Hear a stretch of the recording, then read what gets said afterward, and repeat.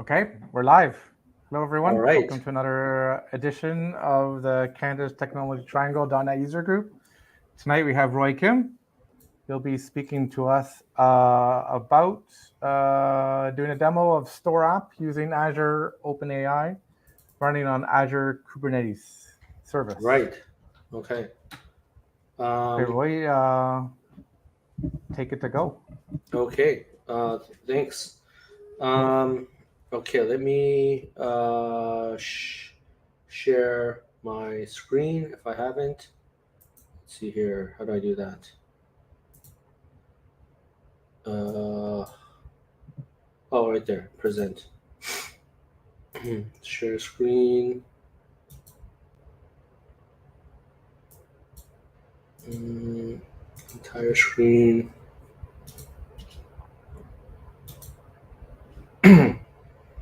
Okay.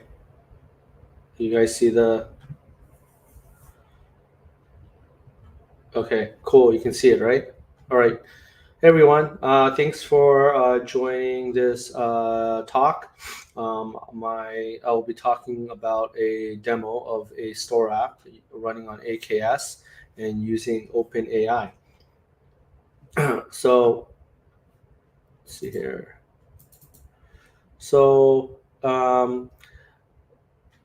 so I have this AKS cluster, okay, and it is running a Kubernetes cluster. And so I came across in a GitHub repo, a demo store app that makes use of OpenAI. So before I go to that, let me turn to the application. Okay, one second. Let me try to find that. Right here. Okay. So so here is again, it's a Contoso kind of pet store, and so you kind of see a catalog of products, and you can add them to cart, title, description, etc. And then you go to the cart, and then you just do a simple checkout, and then there's an admin side right here. It's the admin portal for like the store owner. And then we can see kind of the orders that come in, and we can complete that order. But that's cool and everything, but the main focus of this demo would be the AI feature, right? So what we do is we go to the products, and so here's the product catalog. And what we can do here is we can edit a product and do some generative text generation using the Ask AI Assistant button, right? So if I'm not happy with this description, I can add keywords to put that into consideration in generating the description. So something like economical, colorful, and fun. Okay, and then I click Ask AI Assistant, and this calls out the Azure OpenAI service. And so you can see it took into account colorful, the word economical, and fun. Okay, and we can kind of generate that over and over again, like that. So, and then we can save the product description, and that gets saved. And then we can go back to the portal, and we can add new product, and add a product name, keywords, and do that. So this will help kind of help accelerate your product description and marketing for your store. So where I got this app is based on this article. Okay, so it's in Microsoft Learn. deploy an application that uses OpenAI on AKS. And so it's this demos, what they call the demo store app, right? And so here, if we click into the AKS store demo, you'll see the source code and some instructions on how to deploy that. Okay, so go back to my slide here. The general architecture is really comprised of deploying these set of Kubernetes deployment objects. So you have your storefront, the admin UI, which I just have shown, and would call on the product service, okay, for the list of catalogs. But from the store admin UI, it can also fetch, make a call out to the AI service, which then will call out to Azure OpenAI to do that product description text generation. So what we have is that feeds back in, and you can update the product description into the product service. Okay. And here, as you saw, when you make an order, goes into an order queue, and you can go to the admin side and complete the order. But really, the main focus of this presentation is really the AI service giving a call out to Azure OpenAI. And so, how do we deploy this, right? So it's kind of in two parts. One is in Kubernetes, a K8s manifest, right? AKS store all-in-one YAML, which defines all of these things to deploy, okay? And so you can have your this AKS store demo without the AI service just by deploying this, right? And so you won't see that Ask AI button if you deploy this only, and it will be disabled. But if you want the Ask AI button enabled, you need to go ahead and find the AI service YAML. But in the AI service YAML, you need to define these environment variable values, such as use Azure OpenAI to true, configure the deployment name in your OpenAI, which I'll get into in a bit, your API, OpenAI endpoint, and your Open API key. Okay, so let me walk you through that. Okay. So, oops. Okay. So here I have my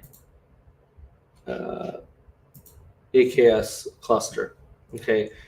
It is a 3-node cluster running on Ubuntu Linux, and there are a bunch of like workloads or other applications that I've deployed to. So if I click on all namespaces, I have several other like applications that are pretty much demoware that I've deployed, right? So the great thing about AKS is that you can host many applications together, sharing resources, scaling independently, etc. But the demo store is deployed into the pets namespace. So here I have everything deployed along with the AI service. Okay, and we can kind of see the YAML here, in closer view. Right now it's just kind of one pod, and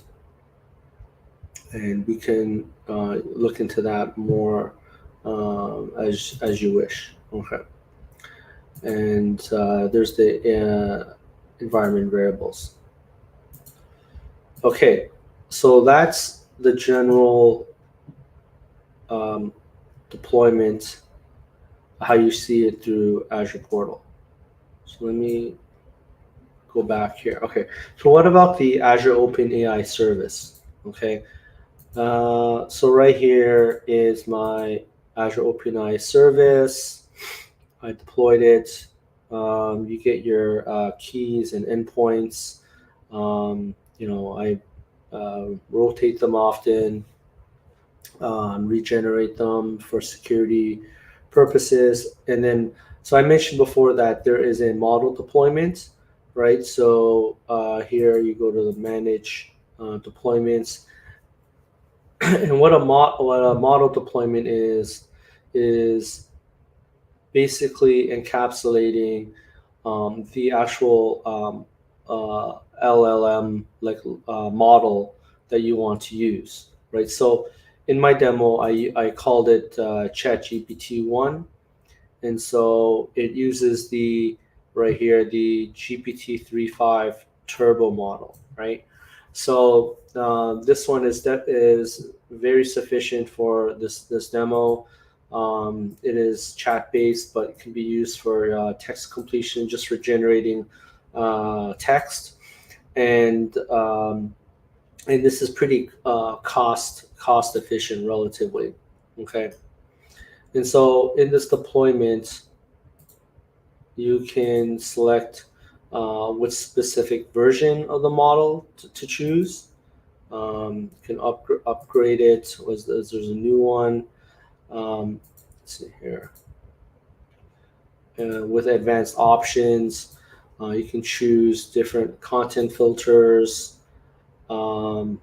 tokens per minute rate limits. So if you want to have some kind of uh,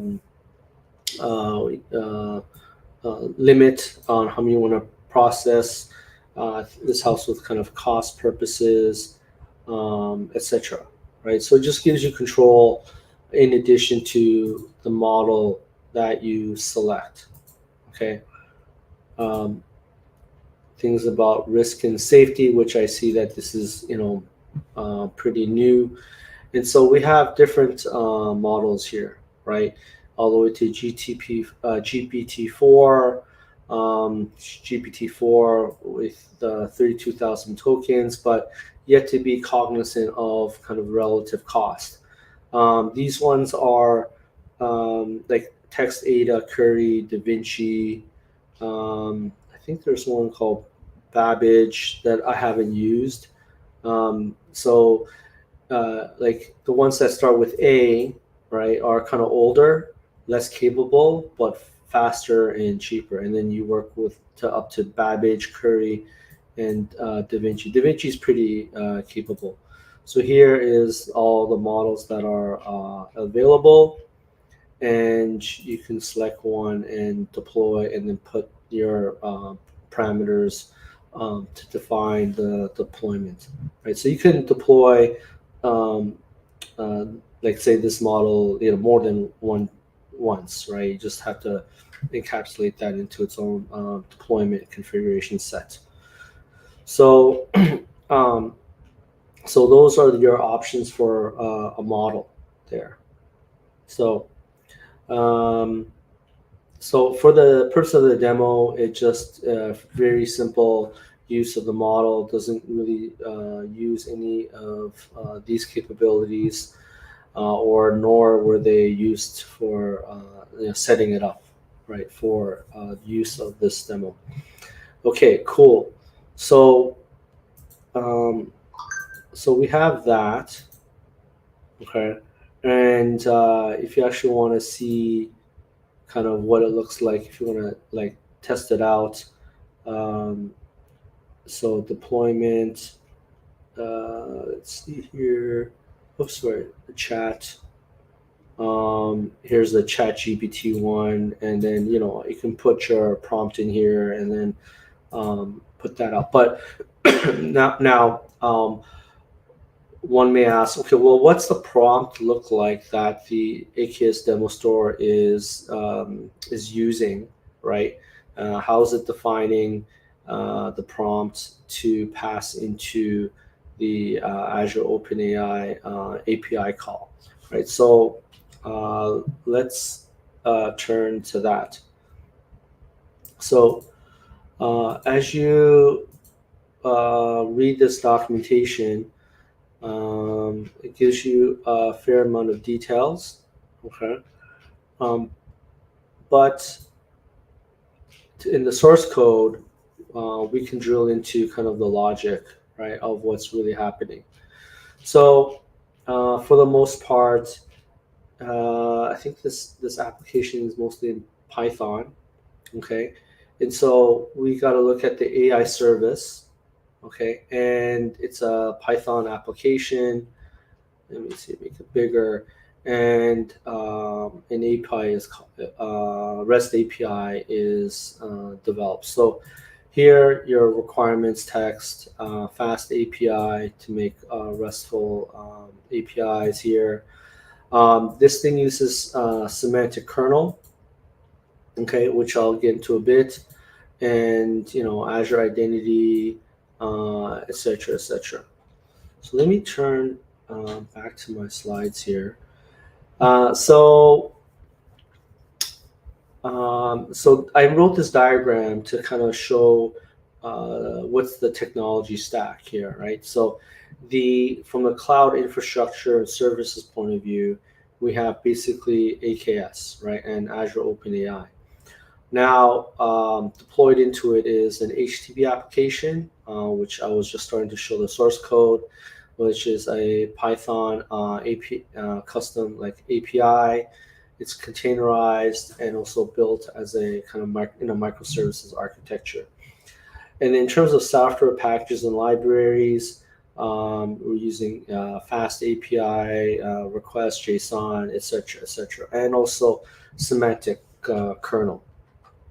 Now, what is semantic kernel? Okay, semantic kernel is a kind of framework to help orchestrate, the calling of large language models. Okay, because you can have very sophisticated design or scenarios where you're leveraging these models. They could be from Microsoft's OpenAI or the OpenAI that started this whole thing.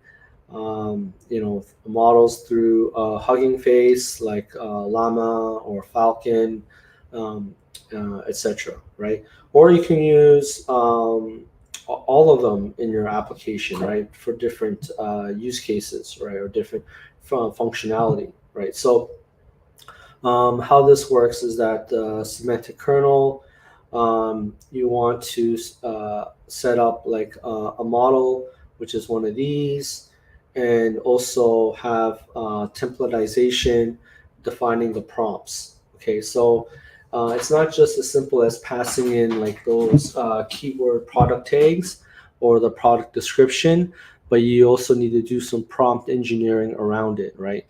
For example, putting more context, stop words, restrictions, some one-shot learnings, etc.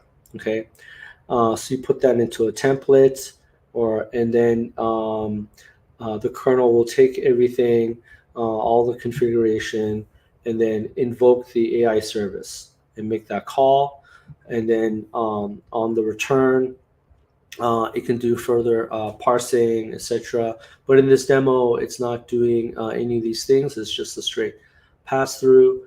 But this is kind of what the semantic kernel provides. If you didn't have semantic kernel, then what ends up happening is you're just like coding like the orchestration from scratch, all the configuration code and all that. So this is all thought for you, and it's just for you to use. You can extend it, etc. Right? So it's for a lot more sophisticated implementations. Okay, and so that. So let me go through the code a bit more. Right? So in your Python application, you would have the packages defined. Okay, you want to initialize your OpenAI LLM, and then have your HTTP post to call the kernel. Actually, before I do this, I think it's better to go through the code um, just through the browser. Okay, so here's the source code. Here's all the services, and here's the AI service. Okay, again, you need the requirements text, semantic kernel, and all these. And then in terms of the router, the HTTP endpoint, let's see here. You define that here. Post description, okay, to take your request. Now, before calling this HTTP endpoint, you need to, right here, set up the kernel, okay, and get LLM. Okay, so get your large language model. Okay, and what that means is, okay, we'll turn to llm.py. So there's that get LLM function. And so here it gives options like, okay, are we using a local LLM, right, that's locally hosted, but in this demo it's not, right? So also looks at the environment. Are we using Azure OpenAI, which is, yes, we are, it's true. So it would go through these logical checks, and it would eventually run through this logical branch. Okay, so load the environment variables and set up initialize the kernel, semantic kernel, and then with the semantic kernel, well, let's configure it, right, to use the Azure OpenAI.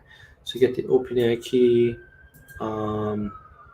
and let's see, get the org. No, we're not using that OpenAI. Okay, then we got the deployment name, which is ChatGPT 1, and yeah, get your credentials to get access to OpenAI. Okay, and then here, whoops.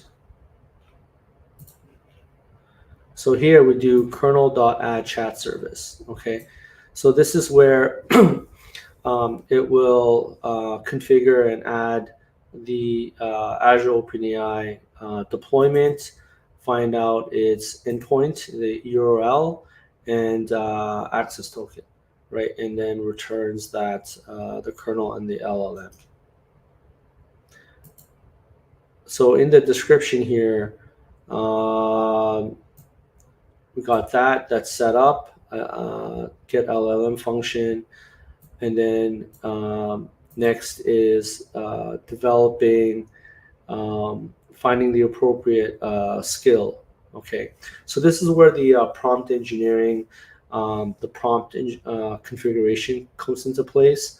So here, skills directory is called skills, and import skills from the directory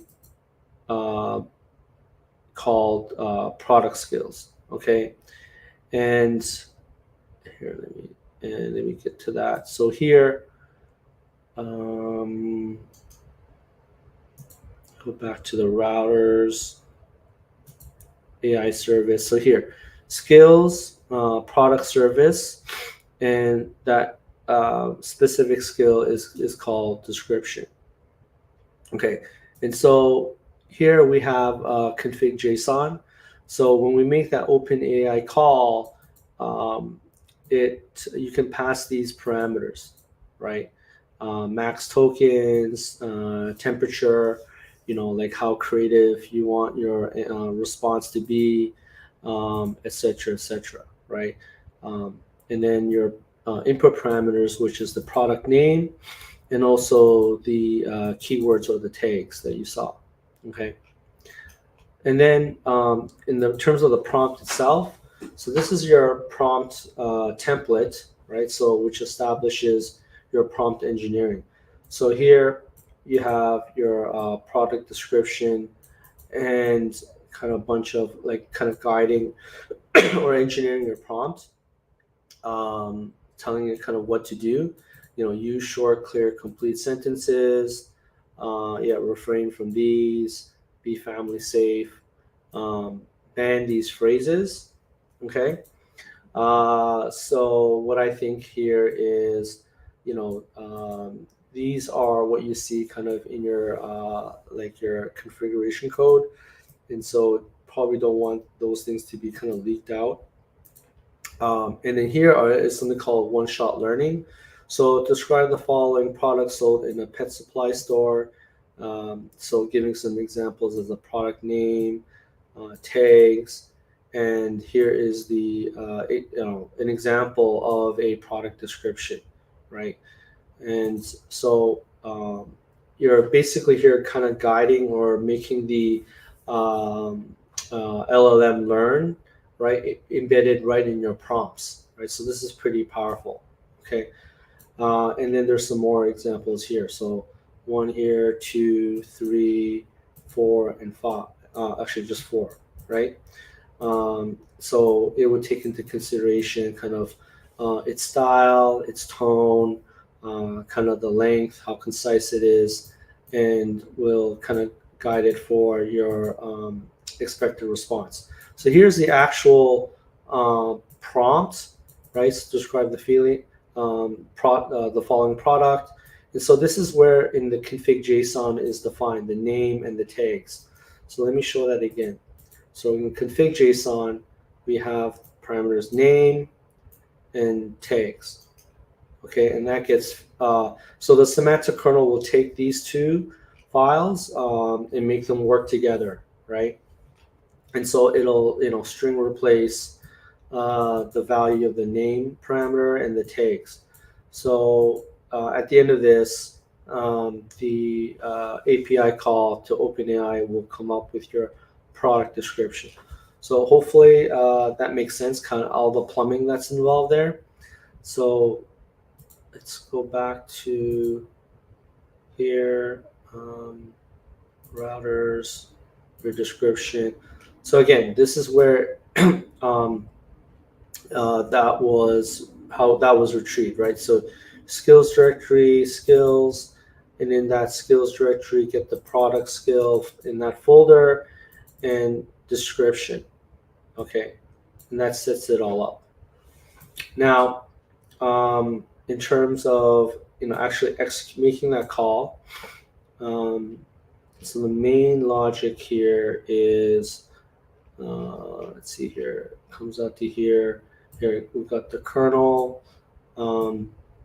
set up the name and takes parameters, and so the magic basically works here. So in that description function, which is defined again way up here, okay, all right, which is the skill and the prompting template, and invoke the context, right, which has the name and tags. So that will ultimately call Azure OpenAI and bring in that result, and then return that result, right, as a JSON response in the description field. So that is the API call kind of return value. So hopefully that made sense. What I follow there. I'll pause if there's any questions from anyone. Okay.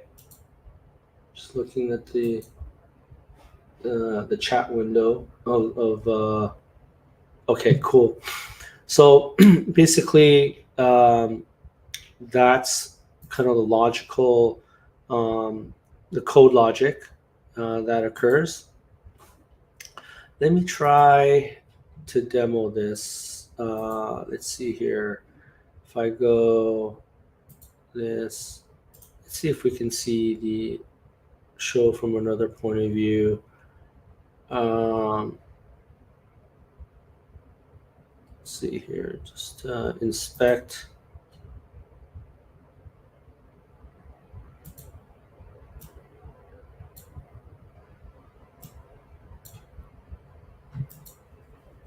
Here's a product. let me put some tags in here. Let's say, let's see, squishy, pink, fun. So here that post description function, and let's see here, the payload. You're passing in like the name and tags, right? And let's see here, payload, and you're getting the response, this response as a result, right? So that's one way. That's one way of looking at it. Okay, and then back to AKS.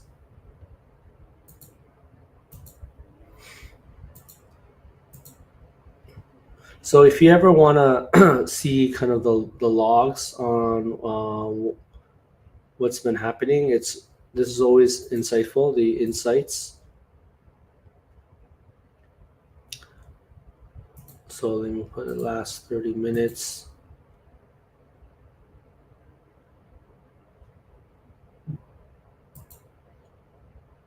Okay, probably don't have enough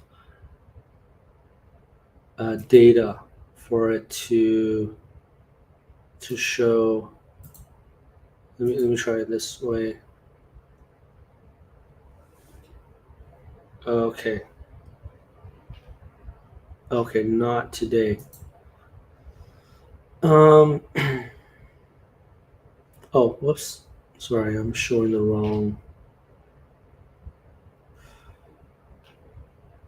I'm showing the wrong cluster. So let's see here.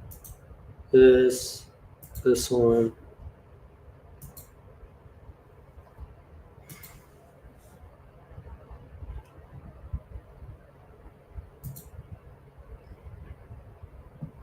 Okay, here we go. So here we can see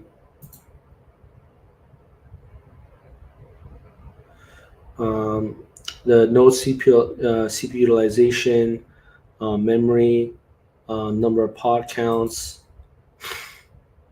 and then we can drill down all the way to the individual containers. Okay, so if we look for AI service, you can monitor, CPU and memory usage, fine tune resource allocation in terms of how much millicores to assign it. Here we can see the environment variables. Live logs, right, that are written to standard error, standard out. Let's see if we can see something here. Maybe not.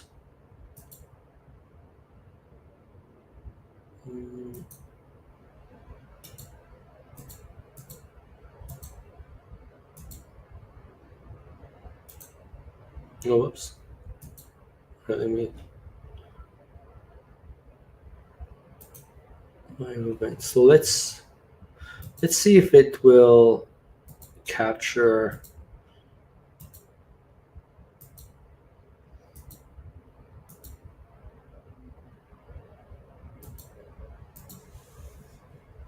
Okay. Happy. And then.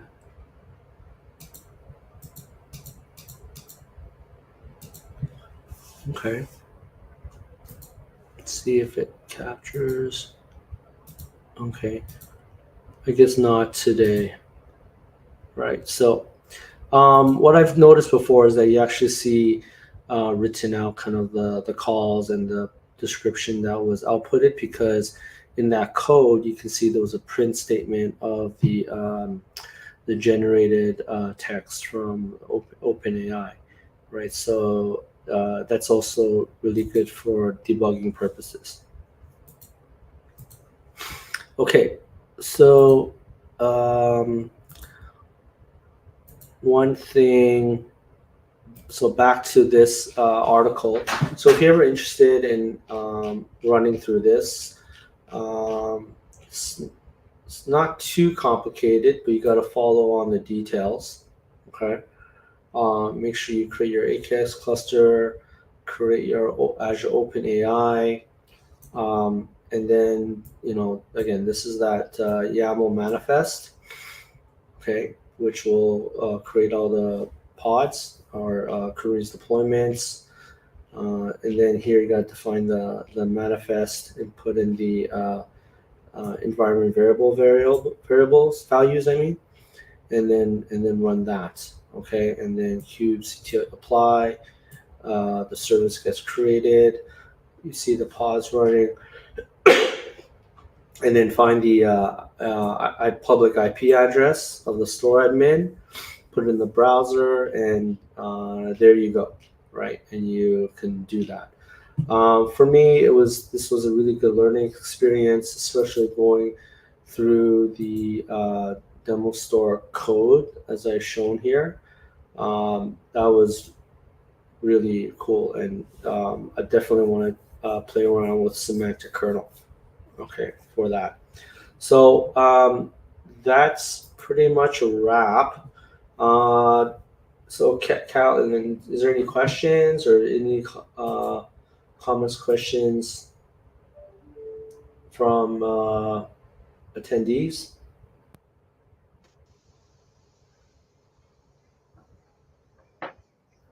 Hey, Roy.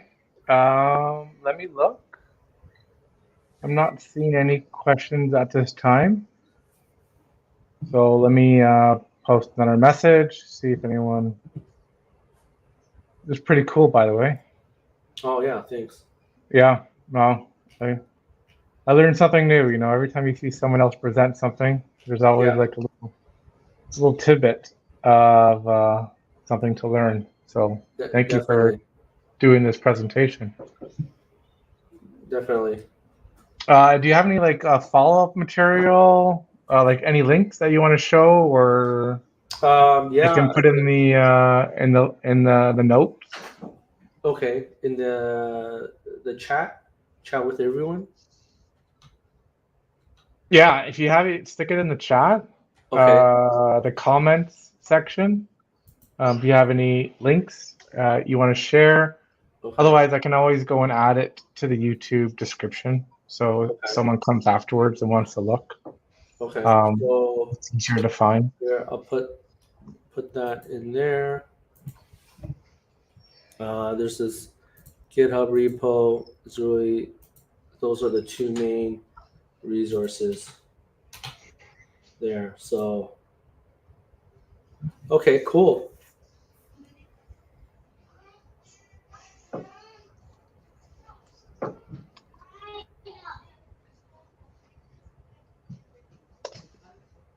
Okay, I'm just pasting them in now.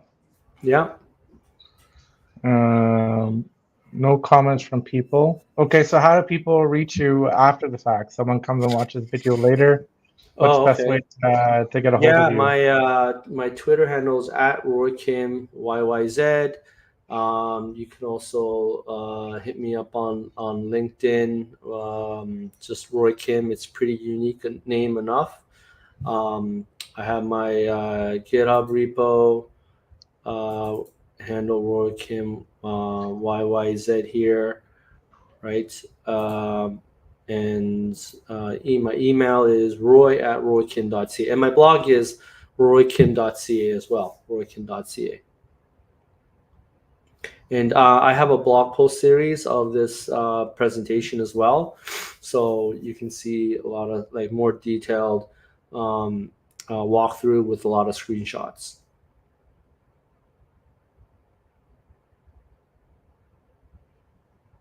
Okay, great, Roy. So if anyone wants to ask a question, now's the time. Otherwise, we'll probably wrap it up in the next minute. And until next time, we're looking to do these on a monthly basis near the end of the month. Cool. So happy to have Roy back online. He's one of the co-organizers of this group. Yeah. If anyone else out there who's watching this wants to present, we're still virtual right now until we can get a venue going, which I'm currently looking into. But we'll, when that happens, we'll still do hybrid, so we'll always stream our events. But if anyone wants to talk about something, .NET, Azure, whatever related, technology focus, love to have you. Yeah. Okay, and with that, thank you, Roy, so much for talking tonight. Yep. And everyone have a great weekend. Okay. Thanks, everyone. Thanks, Colin. Take care. Thank you. Bye now. Okay. Bye.